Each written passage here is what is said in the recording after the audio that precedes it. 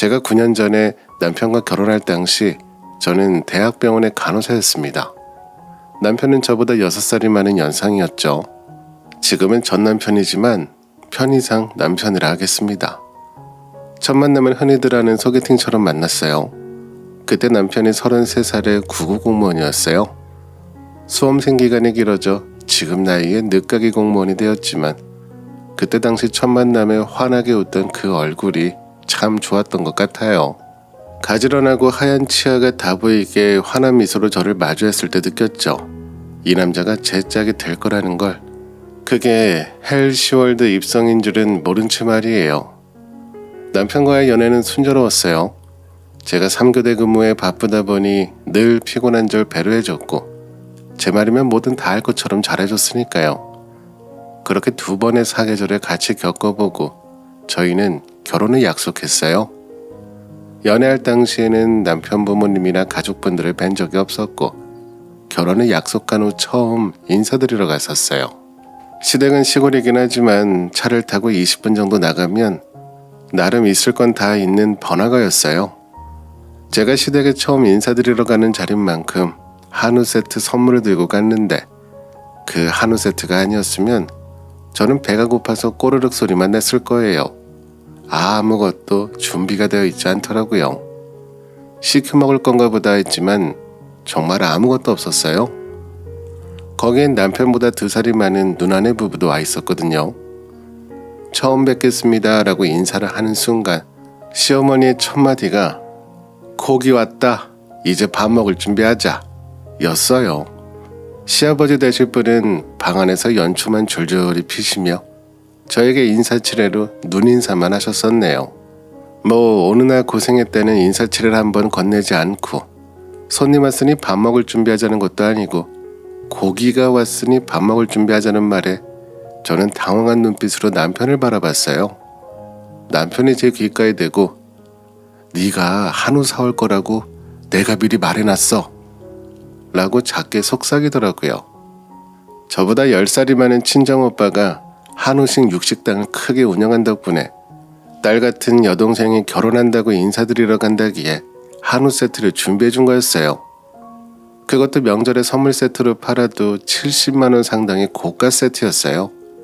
남편에게도 그걸 스치듯 말한 적이 있었는데 이렇게 남편네 누나네 부부까지 모두 와서 제가 가져온 한우만 기다리고 있었다는 거죠. 그때의 저는 어렸어서 그런지 아님 그냥 바보였던 건지 돌아가신 제 친정아버지가 얼른 도망치라는 시그널을 주셨었던 건데 그걸 싸그리 무시하고는 내가 가져온 한우를 모두 좋아해 주시는구나 라며 밥 먹을 준비하는 걸 앞장서서 적극적으로 도와 밥상을 차렸어요. 시골이라 텃밭이 있으셨는데 거기서 땀 뻘뻘 흘리며 상추와 깻잎, 고추 등을 열심히 땄던 기억이 나네요.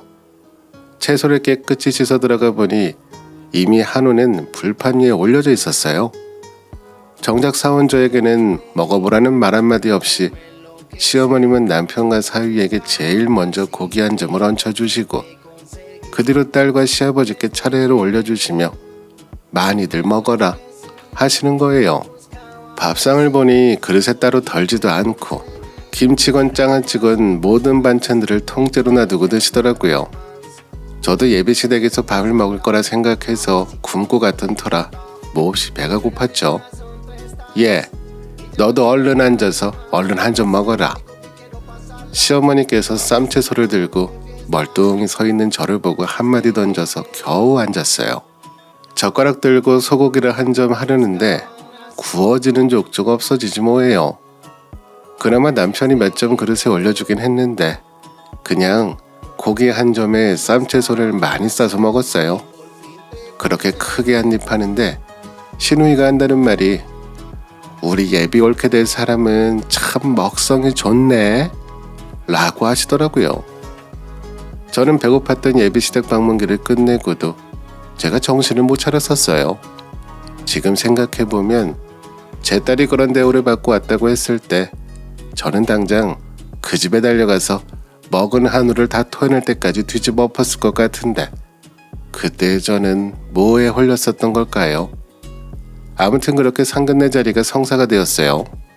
남편과 시부모님 그리고 시누이 부부가 같이 상견례에 왔고 저는 제 친정엄마랑 친정오빠 이렇게 셋이서 갔어요.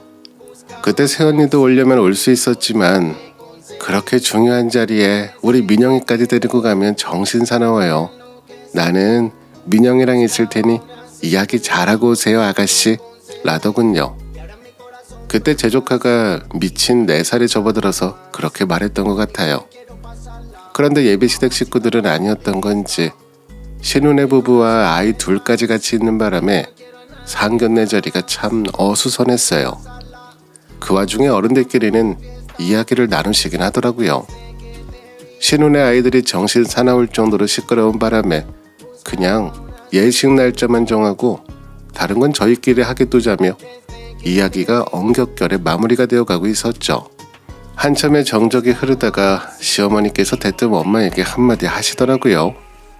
그나저나 사돈은 남편 없이 서러워서 어찌 사셔요.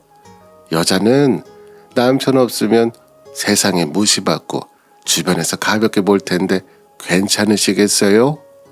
라는 발언에 친정오빠의 표정이 확 구겨졌어요. 시어머니는 친정오빠의 표정을 본 건지 만 건지 그 뒤에도 우리 아들이 공무원이라 줄 서는 여자들이 널렸는데 이렇게 장가를 보내게 되네요. 라고 아주 쐐기를 박는 말을 했었어요. 친정엄마도 표정 관리한다고 참 고생하셨던 것 같아요. 저는 그때 남편 표정을 살폈는데 남편은 시어머니 말에 의기양양한 표정으로 웃고 있었어요. 집에 돌아오는 길에 친정오빠가 운전을 하다 혼잣말로 중얼거리더라고요. 자세히 들어보니 남자 새끼가 35살에 아직도 구급 공무원인데 어떤 정신 나간 여자가 줄을 서? 혼잣말로 중얼거리긴 했지만 그 정신 나간 여자가 내 여동생이네 하는 것 같았어요. 이 결혼 꼭 해야 돼. 네 남편 될 사람도 눈치 없어 보이고 신우 될 사람 인상도 별로더라. 그리고 제일 중요한 건 시어머니 될 사람이 참 교양도 없고 언행이 가벼워. 너 힘들게 뻔히 그려지는데 나는 이 결혼 반대하고 싶다.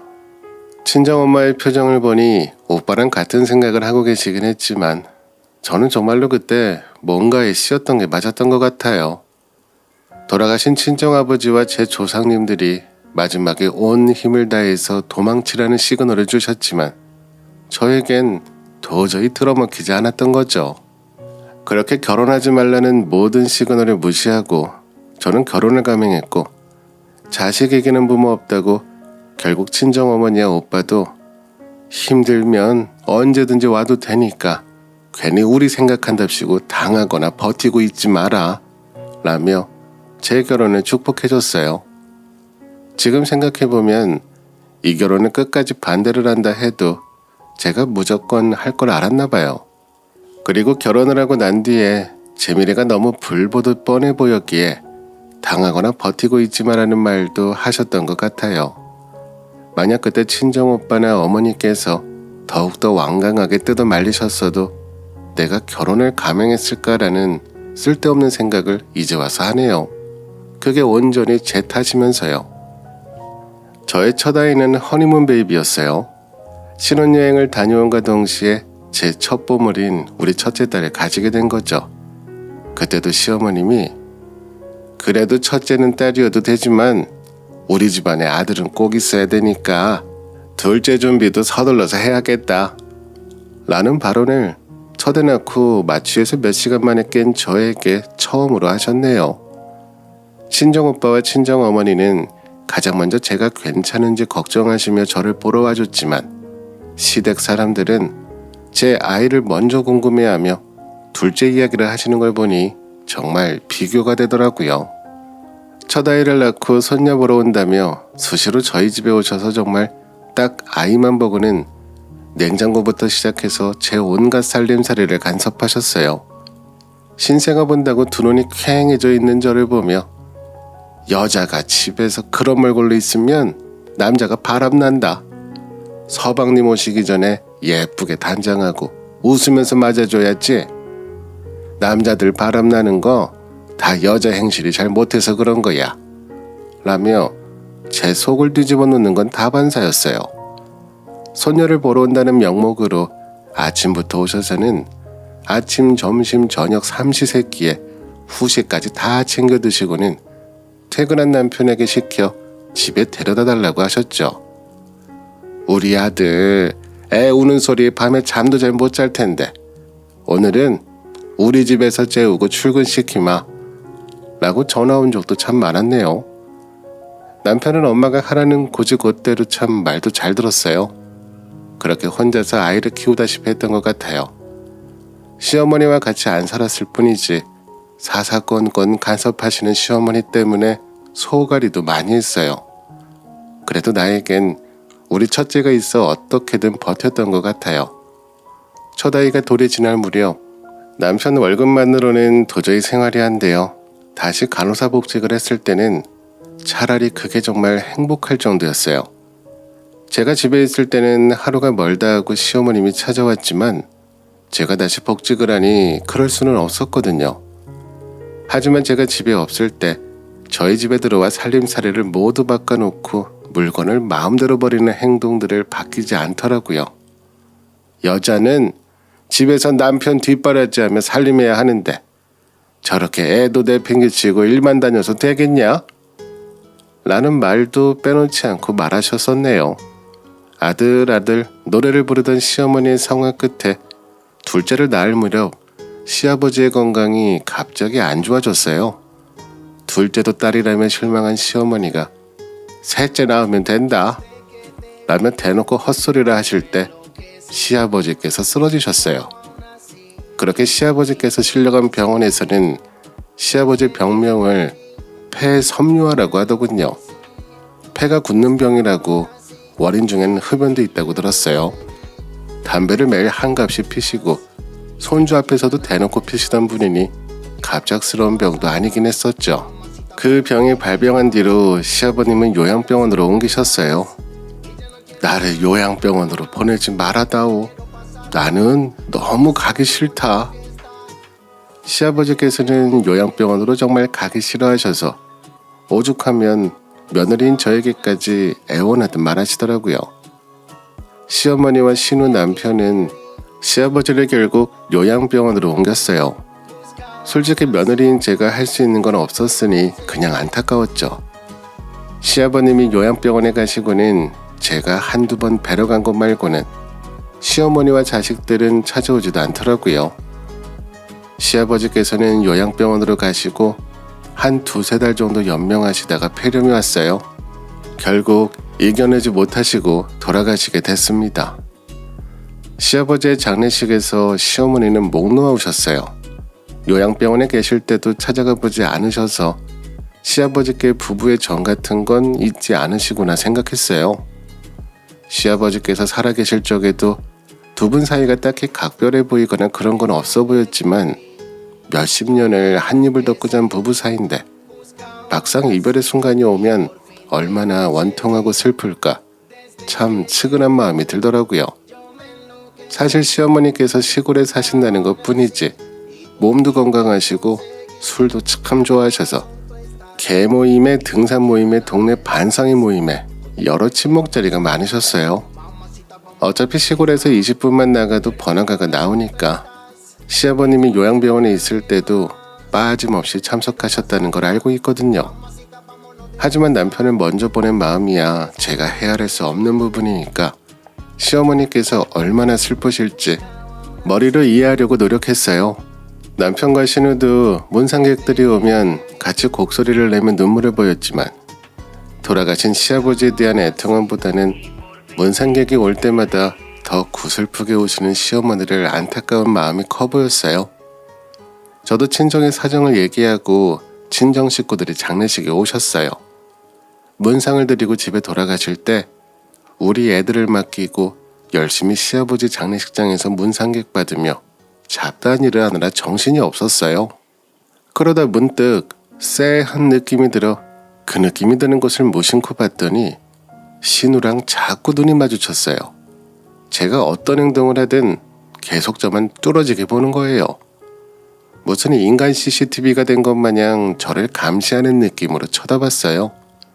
저는 딱히 눈물이 나지 않아서 억지로 울진 않았는데 제가 슬퍼하는지 안 하는지 계속 관찰하는 건가 싶어 기분이 참 이상하더라고요. 저는 계속 상 차리고 치우는 걸 반복하면서 정신이 너무 없는데 본인은 가만히 있다가 문상객만 받으니 할 일이 없어 그런가 저를 계속 감시하니까 이게 뭔가 싶었어요. 그렇게 정신없이 3일이 지나고 발인까지 마쳤어요. 장례식이 끝나고도 시어머님이 정말 힘들어하셨어요. 그게 어느 정도였냐면 갑자기 새벽에 응급실에서 전화가 와 받아보니 시어머님이 쓰러지셨다는 거예요. 그때 저희 남편이 병원에서 어머니 붙잡고 그렇게 술 먹고 가버리시면 남은 자식들은 뭐가 되냐. 아버지 평생 담배 끼고 사시다가 가신 건 모르냐며 엄마는 술 끼고 지내셔서 아버지 쫓아가실 생각이냐고 그렇게 돌아가시면 어디에 말하기도 부끄러운 거라고 한 소리 하긴 했어요. 근데 상황이 상황인 만큼 시어머니 행동이 슬픔을 감당하지 못해 현실 도피하는 것으로 이해하려고 했죠. 그때 또 10년 전 택시기사로 착실하게 사셨던 저희 친정아버지께서 불의의 사고로 돌아가셨을 때가 생각이 났어요. 우리 친정어머니도 참 많이 힘들어 했었으니 그게 생각이 나면서 시어머니를 잘 챙겨드려야겠다고 생각이 들었어요. 남편이랑 신우도 시골에 있는 시댁을 수시로 자주 드나들었어요. 그건 자식된 도리로 부모 걱정하는 마음에 당연히 그래야 했던 거고요. 저는 5살이 된 첫애와 이제 막 배밀이를 하는 둘째를 혼자서 육아했어요. 남편이 시어머니를 자주 보러 간다고 집을 수시로 비워도 시어머니 집에 거의 출근하다시피 해도 저는 불만 없었어요. 오히려 결혼해서 철이 들었나 보다 하며 남편이 잘하고 있다고 생각했어요. 부모님이 살아계실 때 잘해야 하는 게 맞으니까요. 시어머니께서 적적해 하시기에 저도 며느리로서 많이 신경 쓰려고 노력했어요. 툭 하면 시어머니 모시고 외식도 하고 저는 둘째 아기 띠를 첫째는 한 손에 잡고 식당에 향했어요. 남편은 어머니 모시고 간다며 시댁에서 출발했죠. 그럼 저는 바둥거리며 애들 둘을 챙겨서 혼자 갔어야 했고요. 막상 애들 데리고 힘들게 식당에 가도 저는 애들 먹이느라 정신이 없었어요. 고기를 먹으러 가든 회를 먹으러 가든 한 점 먹을 틈도 없더라고요. 애들 밥 다 먹이고 이제 좀 한술 뜨려 하면 메인 요리는 다 나갔고 그냥 밑반찬 남은 거랑 조금 남아있는 찌개에 급하게 배만 좀 채웠죠. 모두 다 배부르다 하며 배를 텅텅 두드릴 때 저는 허겁지겁 먹고 또 애들들을 혼자 다 챙겨서 식당에 나오길 바빴어요. 남편은 시어머니 옆에 딱 붙어 있는다고 저랑 우리 애들은 아주 등한시했었네요. 신우도 외식 때마다 자기들 식구들 다 데려와서 이것저것 시켜 먹고 결제는 또 남매 개비에서 외식비가 나가더라고요. 각자 15만원씩 달에 30만원 정도 개비 통장을 만들어 놨거든요. 그 개비 또한 제가 육아휴직하면서 조금씩 나오는 돈으로 보탠 건데 말이죠. 가족여행도 참 자주 갔어요. 시어머니께서 울적해 하신다고 2주마다 한 번씩은 갔던 것 같아요. 꼭 1박 아니면 2박으로 자고 오고요. 그럼 저 또한 어린애들을 다 챙겨서 여행에 참석했어요. 애들 짐 챙길 것도 많아서 한 보따리 들고 따라갔었죠. 여행을 가서도 당연히 애들 케어는 제 몫이고 여행을 가서 무엇을 먹더라도 평소 외식 때처럼 제대로 못 먹는 일은 다반사였어요. 펜션을 잡아서 무엇을 시켜 먹어도 될 법한데 외식할 땐 신경도 안 쓰던 손녀들을 본인이 봐준다고 생색내시면서 저녁 차리라고 시키실 때도 저 군말 없이 저녁 준비했어요. 저 포함 어른 5명과 우리 아이들, 신혼의 아이들까지 아이 넷의 저녁 준비를 혼자 하더라도 그냥 내가 하고 말지 뭐 하는 마음으로 분주하게 차렸고요. 음식 준비를 해도 꼭 그냥 먹는 법이 없었어요. 이건 짜고 이건 어떻고 그런 말하면 그렇게 분주하게 음식 준비를 했던 건 다 헛수고 같아서 힘이 쭉 빠지더라고요. 물론 다 먹고 나서 치우는 건 제 몫이었고요. 말이 여행이지 저는 그냥 노예로 따라간 것뿐이었어요. 그래도 별 불평불만 없이 시댁 여행에 다 참석하고 다녔어요. 시댁 식구들 뒤치락거리 하면서도 그냥 그러려니 했었어요. 신우는 끝까지 장례식 때의 그 쎄한 눈빛으로 저를 감시하듯 보는데 그건 참 기분이 못 같았어요. 제가 시댁의 자발적 노예가 되어 혼자서도 시어머니를 자주 찾아뵙기도 했는데 하지 말자, 그만하자 마음을 먹다가도 예전 저희 친정아빠 돌아가시고 엄마 때 생각이 나서 그 기억 때문에 계속 갔던 거였어요. 그래서 그런지 언제부턴가 시어머니께서 저를 틈만 나면 찾으셨어요. 아이고, 늙으면 죽어야 하는데 이렇게 살아서 뭐 할꼬. 확 죽어야지. 이 늙은이가 남편 따라가야지. 예, 며느라가 나 혼자 있으니 자꾸 이런 생각밖에 안 든다. 저를 찾아서 하시는 말씀의 레파토리는 항상 이런 식이었고 그때마다 참 서럽게 흐느끼셨어요. 번번이 그 자리엔 신우도 있었고 그 특유의 감시하는 눈빛으로 저를 보는 것도 빼먹지 않고 꾸준히 하더라고요. 어머님 마음 제가 감히 다 헤아리지 못하겠지만 결국 시간이 약이더라고요. 저희 친정어머니도 제 친정아버지 보내시고 어머니처럼 정말 많이 힘들어하셨는데 지금은 취미생활도 하시면서 재밌게 사세요. 라며 위로를 해드렸어요. 시어머니도 흐느끼다 말고 제 말을 듣더니 신우이랑 똑같은 표정으로 저를 보시더라고요. 모녀가 그렇게 저를 그런 눈빛으로 보는데 진짜 자리를 박차고 나가고 싶은 기분이 들고 수치심마저 드는 기분이었지만 그래도 참았어요.